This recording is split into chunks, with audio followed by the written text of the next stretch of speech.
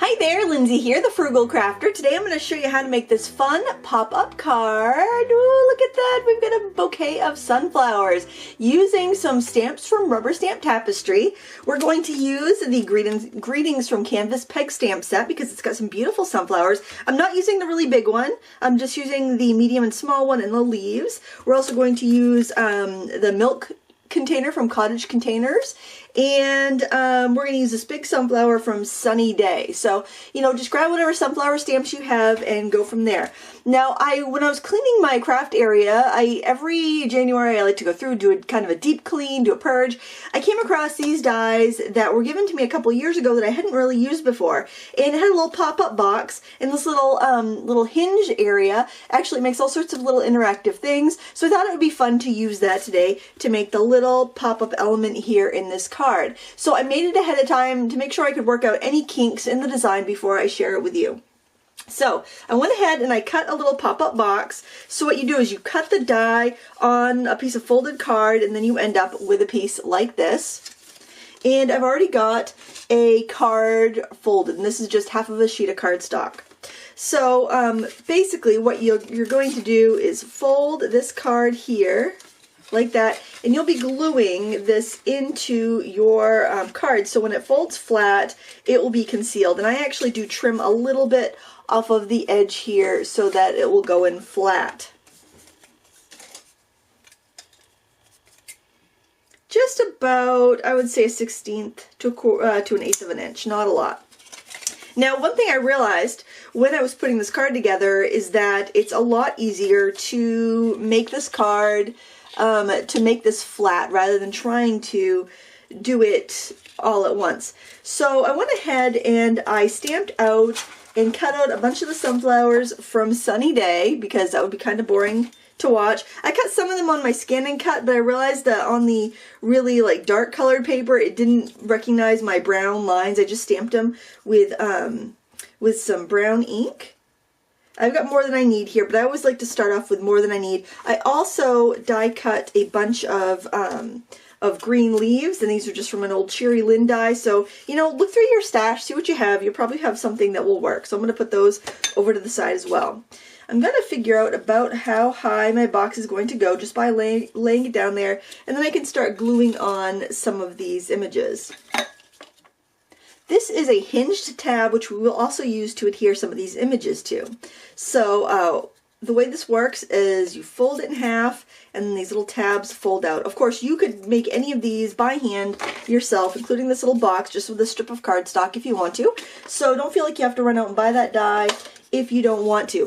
I will link it up below just so you have the option, but I mean, really, it's just a little, like, a strip of cardstock. You don't have to get too fancy with it. Having it folded so you get a little bit of a T when you put it together does help it from getting, like, mashed down while you're decorating. So I'm just going to mark on my card where this is going to fall, and I'm just going to use a pencil for that. So I'm going to have this little box along the bottom. I'm just going to mark really lightly. And on this side. So one of the issues I have sometimes when I'm doing this is that I have things that catch. And I want to avoid that this time. So I'm going to go ahead and put some adhesive right down on my card. And I'm going to start building up some of this. Now, I don't have to worry about this so much catching. I just want to make sure that it's going to fill in the area.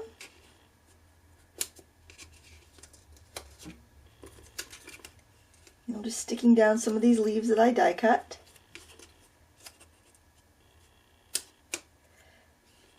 And you'll be able to write your sentiment up there, which will be nice. You can do a little bit of inking on your stamped flowers if you want to. I just stamped on some colored cardstock just to make it a little bit easier. On this one, I did add a little bit of metallic rub-ons just to give them a little more dimension. And metallic rub-ons are just like these little pastes you can rub onto your cardstock if you want to. You could also use chalk, whatever you like.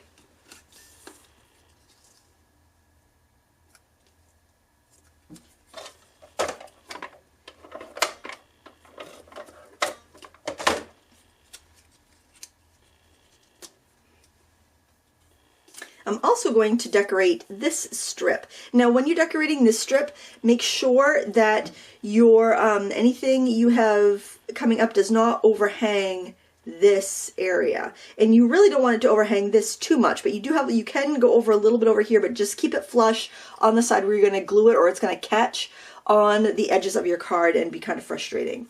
So I'm just going to go ahead and put some adhesive right on this strip, right on the front of that strip.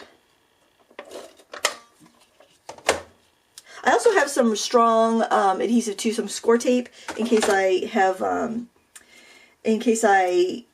when I adhere the pop-up part down. So see, instead of going like that, I don't want that to go beyond that fold. So I'm going to make sure that nothing is going to go beyond that so it doesn't catch the edge of my card. I hope that makes sense. And you can let things dangle down below, and I can let it go out ever so slightly on this side. And then on the back side, I'll attach my flowers.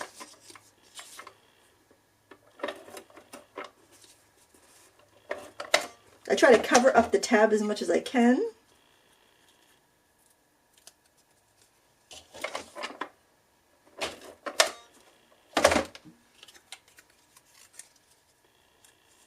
See, again, not going beyond that, going right up flush to that, but not going beyond it because I don't want it to catch. And I can put another little leaf up there. I'll put the adhesive on the leaf. Now, if you end up with some adhesive kind of showing through, what you can do is you could powder it. Like you could put a little bit of baby powder or something, or an embossing buddy or something there. You could just cover it up with another die cut. Do a double-sided one so it doesn't show on the back.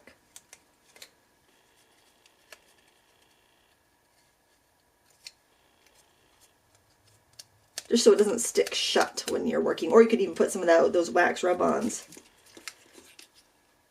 Oh, I should have used a different flower there. Maybe I'll do another one on front so that way I can cover up the fact that I'm going to have two yellow ones next to each other. Or I could do one right back there. Yeah, maybe I'll do that.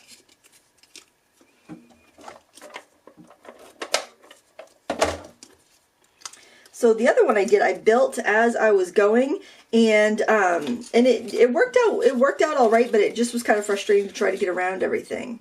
There, now on this edge here, right here, I could put another layer of leaves and flowers. So I'm just going to put a little bit of row of adhesive right there. And the thing is, you just got to make sure that you're covering everything up when you do that.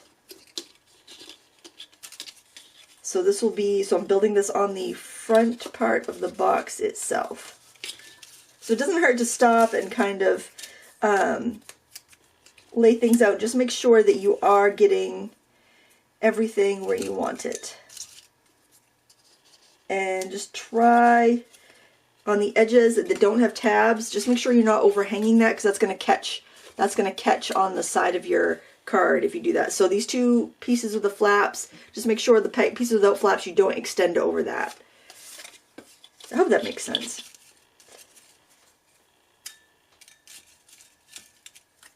And this was like a poinsettia die from Cherryland. So, it doesn't have to be a sunflower die. Just look for something that's got the right shape of leaves that you're trying to get. That's the thing to keep in mind. You just want to have, let's see, now this is going to come in there. You just want to have the right shape. Or I'll do this one here. And I try to get as much dimension as I can.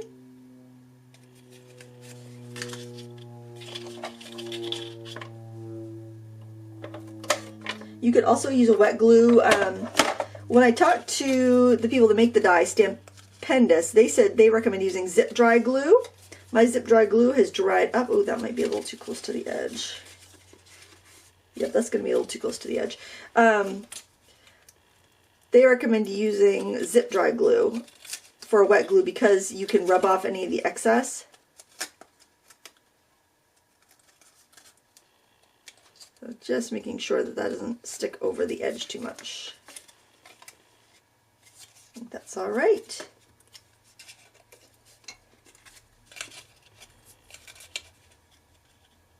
And I'm going to stick that little yellow one in there.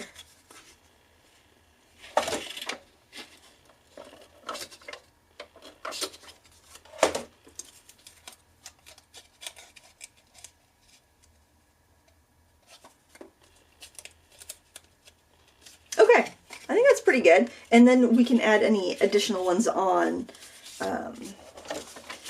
with the score tape or with some wet glue after. So I'm going to put some adhesive on these two side flaps. These are the ones that are going to attach to the inside of the card. Since I have enough room to put quite a bit on there, I'm just using my ATG gun because it's a little bit quicker. And then I'm just going to line that up with the score, with the fold there. See that? So I get the bottom of the card. I'm going to line that up with the fold. And stick it down. And then I'm just going to line that side up. I think I want to just line it up and close it to make sure it's going to close flat. There we go. So we got our way back and our inside part. Oh, that's slick. And now we're going to put our little tab in here. And this we are definitely going to use a score tape because that is a lot stronger. And I'll use 2 layers of it just to make sure I completely cover that tab, because that little tab right there, that little spot is going to be supporting this whole piece there. So you got to make sure that you've got plenty of adhesive and you just have it solidly covered and you have a good adhesive. One more little strip there. I also like this because you can tear it, you don't have to cut it. I don't like getting my scissors all sticky. If you don't have fingernails, use a needle tool to peel off that adhesive. Now I also go around with my fingers and make sure if there's any like overhang that I've got it folded back on itself. And now what I'm going to do is just kind of reach in and position this so it's kind of like halfway between the upper and the lower. Don't press it down really well until you have got it right where you want it, because once you press that firm, it's going to be stuck in there well. Okay, so let me test it here. Whoops. Okay. All right, it opens and closes. All right, kind of feel like, oops, I want this to fold down. I think I want to put some leaves and flowers here as well, and I think I can. So what I think I'll actually do is make a little arrangement on my mat here. I'm working on a silicone mat.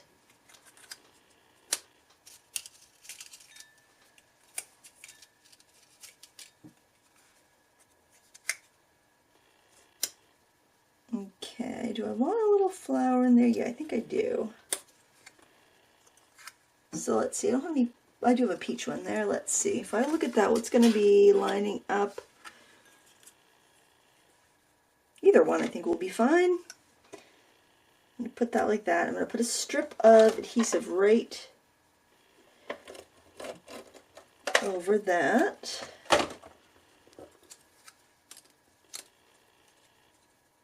I'm going to put that like that. And then this is going to, I'm going to use a stronger adhesive for attaching it to the edge. Don't let it overhang though, because you don't want it to seal your card shut when you're working. Okay, so this is going to go right in here. And hopefully it'll still shut smoothly, so I think it will. I think it will shut smoothly. So there it is closed. And there it is open. You get a beautiful diorama effect. You could put some more little flowers on this side. What did I do over here? I did stick a few on that side, so you can go ahead and build that up. And I probably should have done that before I glued it all down, but I'm going to stick a few in there. Getting pieces not to catch is the frustrating part. But once you have it arranged and it's closed, when the person goes to open it, it will pop open like that and be really, really pretty. So it's just to close it, they might need to go in there and and close it like that. Okay, the inside of our pop-up is done. Now we just need to decorate the outside. And I have a embossed card there. I have a die cut panel here, and we're going to do some stamping on that. First thing I'm going to stamp is this milk jug, and let me scoot this over here. I'm using Memento Black because I want to use some Copic markers on it. Any alcohol pens are fine. And I'm just going to stamp that towards the bottom of my little die cut, and I cut that out with a Spellbinders die. And then I am going to use these sunflowers here from our peg stamp set with rich cocoa ink, so it's a little bit brown, more natural looking. I stamped the big one in a couple times. Now for the sample, I actually did I did different colors, and then I colored over them and I lost all my stamping lines, and I didn't like that very much, so I decided that for the sunflowers I would do the brown. And then for the leaves here, I'm going to stamp them with green, but you have to be careful with these. I did trim the rubber back a bit here, but I still was getting some halos, so I'm going to be really careful when I go to stamp these that I don't let ink get on the outside of my stamp. So to do that, I'm using a firm felt pad. These mementos are a firm felt, so I'm just inking up straight up and down, and then just trying to gently like rock it into the other ink without getting ink on the back part. You get your registration line, but keep in mind that that stamp is in quite a bit, so you do have to like overlap the peg to get it to kind of come up and touch your flowers. Now I think that this is probably meant more for like doing it on the stalks, but we're not seeing stalks here, so I just want to get those leaves kind of like tucking in behind the flowers. So straight up and down when you load it. Hopefully I'm in far enough on that. So I always end up with a lot of hovering leaves with this. So it doesn't hurt to like try it on a scrap of paper first before you go and bring it to your project, just to make sure you've got a good idea of where they're going to land. That's always a good rule of thumb when you're working with a stamp that's not clear. There we go. I think that's pretty good. And I also have a couple other stamps. I've got this branch, and I think I'll do this in brown.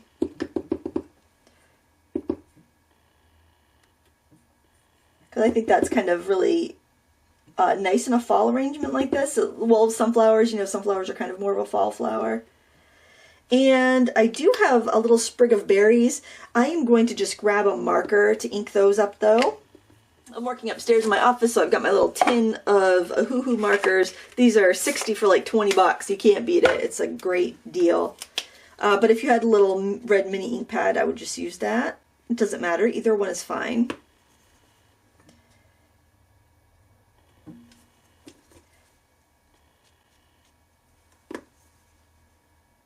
That's a nice thing about those markers like that, is that you can use them as an ink pad. So if you're just getting started and you can't decide whether you want to get markers or ink pads, markers, at least you can do your coloring with them as well as using them as a little stamp pad. So it is money saving. Or if you need something to travel with, it's handy. There we go. That's enough of that, I think. That's enough of that. All right, now we're going to color our little container here, and I've got 4 different shades of gray. I'm going to go in with a warm gray one and kind of give it an all-over tone. I'm not a marker snob. I just decided I would grab my Copics this time around. Unfortunately, I'm a marker junkie. I have a lot of markers. I'm going to go in my next color. This is on Nina cardstock that I'm using, and I'm just going to tap because I want that galvanized pale look. So tap, tap, tap. I'm just building up a texture. And just use really light shades. You can do this with a water-based brush marker too. Just keep your shades super, super light. Going into the next, this is warm gray 5. I use warm gray 1, warm gray 3, warm gray 5, and I'll use a warm gray 7. So just keep tapping. You could use cool grays too. It doesn't have to be warm grays, but I was thinking the warm gray would go better with this card. And this gray is the darkest. I'm just kind of getting it along the edges.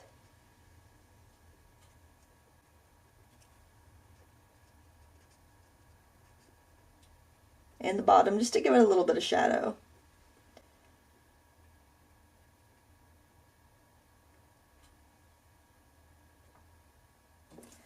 Alright, that's all there is to that. I'm going to take a couple shades of green, and I'm just going to do some like little grasses underneath.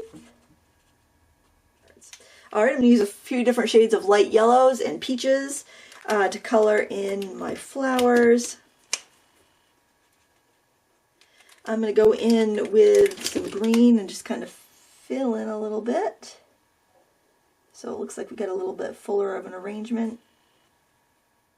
Alright, for background, I'm going to dust in. I'm just going to actually sponge in a little bit of blue. I'm just using my foam applicator here.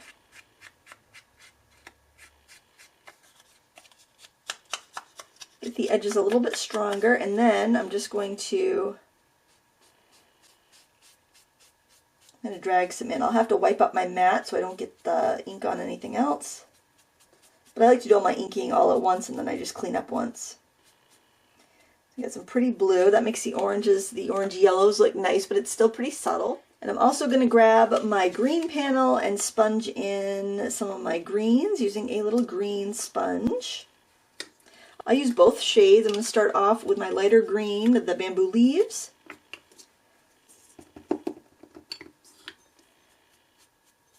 And just kind of sponge that in. You don't need to be too picky about this. I embossed this panel. I did a very light emboss. I didn't put a lot of pressure on my machine because I just wanted a really soft look. I didn't want to crack my paper. So if you get an embossing folder, this is one I used right here. If you use too much pressure, you can crack it, especially with these ones that have a different color core and a different color outside, and I didn't want to have, you know, any cracked paper or have any white showing through. Now I'm going to do the darker green on the outside. Okay, we're going to start off by just tying on a couple pieces of ribbon. I chose a polka dot and a gingham because I thought that would go kind of cute with these the greetings from Kansas stamps, sunflowers, that sort of thing. I thought it just kind of gives it a kind of a homespun look. And I want my knot over to the side. Just want to make sure I'm not bending my paper too much. And then I'm going to do this gingham, which is really pretty. This is from Making Memories like a million years ago. Now I'm going to adhere this down. You can either use foam squares or regular adhesive. I think I will use my foam squares since I have quite a few of them. I want to get this die cut in there. This is, I just got a pretty like dainty leaf spray. I want to get that in because I can position this under the ribbon, get it where I want, and then I can get my panel down on top and help kind of trap that in place. And then I can use my glue underneath some of these areas. I'm going to go ahead and stick this down on my card right now before I add my final embellishments.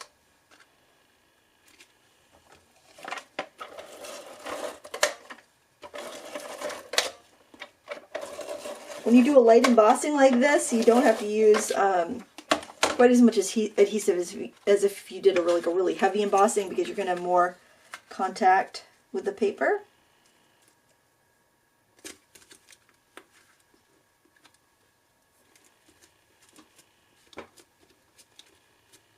I also want to make sure that I get these edges glued down onto the border too. That one looks like it is. And you can always weight this down if you need to get that contact. I usually put a piece of wax paper over it and then like a stamping block on top. Now I want to figure out where I want to put my flowers. They can help hold down the die cut as well.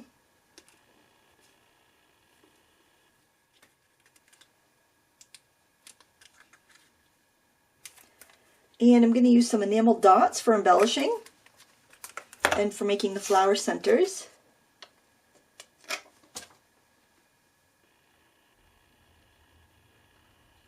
The glue will be a little slippery.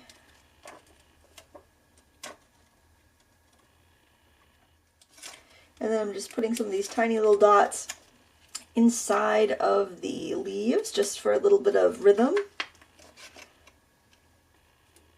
As a final step, just trim off anything hanging over, because that dainty little die cut will tear and catch on things and not last if you leave it hanging over, even though it might look really cool and pretty.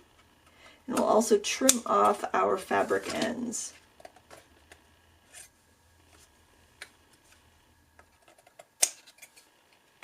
I don't have my ribbon scissors up here, but just cut them at an angle.